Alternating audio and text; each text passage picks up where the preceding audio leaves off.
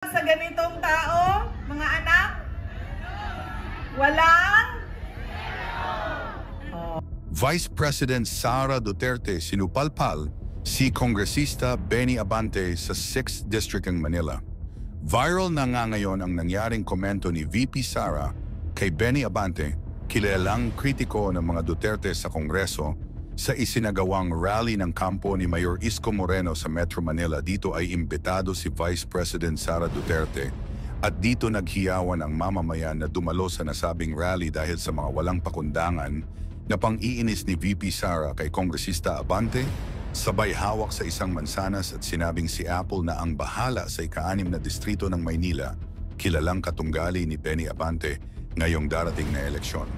Dito inendorso ni VP Sara ang mga kandidato ng PDP Duterte slate na siyang inendorso ng kanyang ama. Saad pa nito na wag na raw nila umanong iboto pa si Benny Abante dahil kailangan umano ng mamamayan ng bagong mukha sa Kongreso. Ngayon sobrang pinahiya niya ito sa harap ng mga mamamayan nito sa loob ng kanyang balwarte. Sino nga ba congressman natin? Anong tawag sa ganitong tao, mga anak? Walang? Oh, klaro yan ha? At kanino siya walang respeto?